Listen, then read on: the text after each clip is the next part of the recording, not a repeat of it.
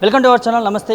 నేడు తెలంగాణ రాష్ట్రంలో కేసీఆర్ గారి యాత్ర 2 రోజుల పాటు రద్దు చేయడం జరిగింది. సో ఇదే అంశంపైన మనతో మాట్లాడడానికి సీనియర్ నాయకులు పున్నాల లక్ష్మి గారు ఉన్నారు. వారితో మాట్లాడి మరిన్ని విషయాలు తెలుసుకుందాం. సార్, ఎట్లా చూస్తారు సార్ దీన్ని? కేసీఆర్ గారి ప్రచార యాత్ర 2 రోజుల పాటు రద్దు చేసిందంటే ఈ రాజకీయాలు ఏ స్థాయికి దిగజారిపోయాయో కనబడుతుంది కదా, వాస్తవమే కదా. ఇప్పుడు సరే, ఎన్నికల కోసం ఎలక్షన్ కమిషన్ పెట్టాం, ఫ్రీ అండ్ ఫెయిర్ ఎలక్షన్స్ అని.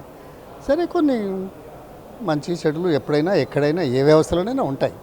కానీ ఇలా ప్రజాదరణ పొందుతున్న నేపథ్యంలో, ప్రజాదరణ పెరుగుతున్న నేపథ్యంలో రాజకీయ కోణంలో కక్షపూరితంగా చేసే కార్యక్రమాలలాగా చాలా స్పష్టంగా కనబడుతుంటే ఏమనుకోవాలా?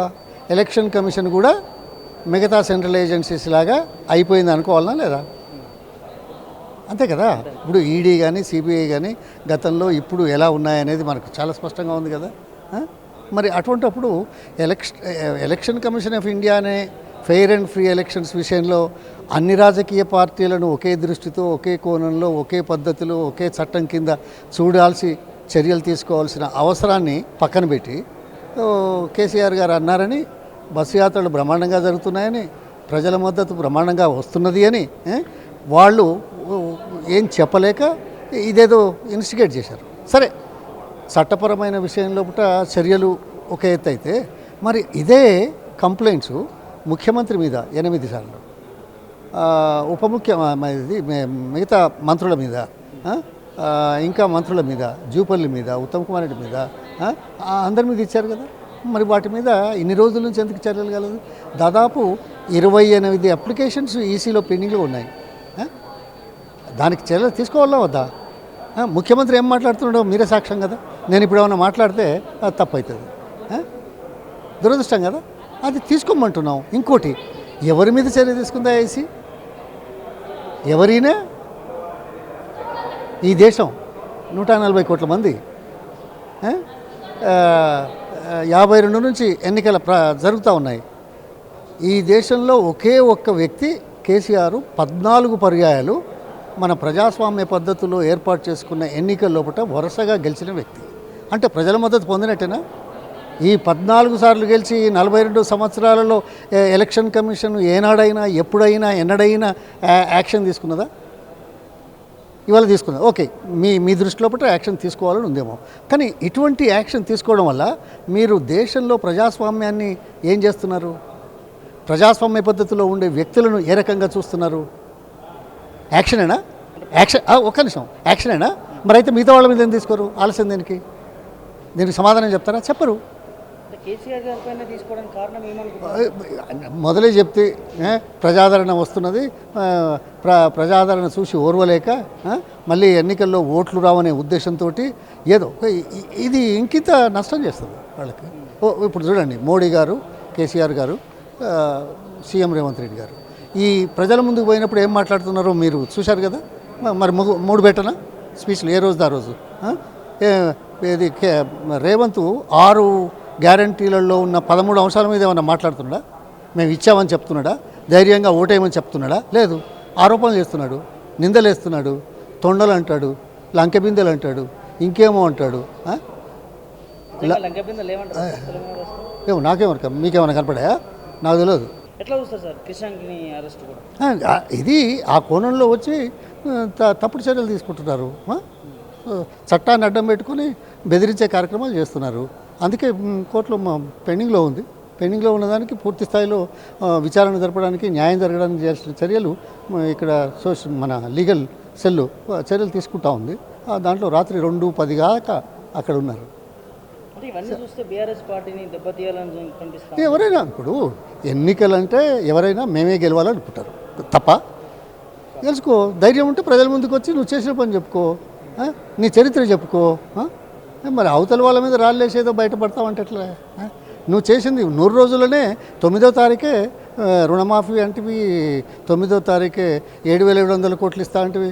ఏం ముఖం పెట్టుకుని పోతారా, మాట్లాడతారయ్యా ప్రజల ముందు? 100 రోజులు దాటింది, 120 రోజులు అంది. 2 రోజులలో 7,700 కోట్లు ఇస్తాను ఆయన ఇప్పటి వరకు ఇయ్యలేక ఒక మంత్రి ఏమో నాకే రాలేదని చెప్తుండగా, ఇంకా ముఖ్యమంత్రి గారేమో 5 ఎకరాల పైన 5 లక్షల మందికే ఉన్నాయని చెప్తే 5 లక్షల మందికి కూడా ఇచ్చే పరిస్థితి లేక 10,000 ఇస్తామంటుంటే 15,000 ఇస్తామని చెప్పిన ఆయనకి ఈ మాటలు మాట్లాడితే ఏం చెప్పాలి చెప్పండి? ఎట్లా నమ్ముతారు ప్రజలు? దేవుళ్ళ మీద ఓట్లు కూడా ఇస్తున్నారు ఇక చేత కాకపోతే ఏం చేస్తారా? ఇప్పుడు దేవుళ్ళ మీద ఓట్లు వేసుకునే దౌర్భాగ్య పరిస్థితి ఎందుకు వచ్చింది? అంటే నీ మీద నమ్మకం లేకలే కదా. ఓకే, నీకు దేవుని మీద నమ్మకం ఉందా? దేవుని మీద నమ్మకం ఉంటే మనం ఏం నమ్ముతాం? దేవుడు సర్వాంతర్యామి ఏమన్నాడు? దేవుడు గుళ్ళో ఉండాలట, ఈయన శాసిస్తున్నాడు. భక్తి ఏమో గుళ్ళల్లో ఉండాలట. ఏ మనిషి ఆయన? ఓకే, దేవుణ్ణి శాసించగలిగే శక్తి కలిగిన మనిషి ఉంటే మనమంతా ఏం నమ్ముతాం? భారతదేశంలో భగవంతుడు సర్వాంతర్యామి, ఇందు గరడందు లేడు అంటాం. అంతేనా? అనువనువున ఉన్నాడంటాం. మరి అనువనువున ఉన్నాడని నమ్మే మనము మనిషిలో దేవుణ్ణి చూడగలిగితే సమస్యలు రావు కదా, అపోహలు రావు కదా, అసూయలు పెరగవు కదా. అది చూస్తున్నావా? 4 కోట్ల మంది అవకాశం ఇచ్చారు.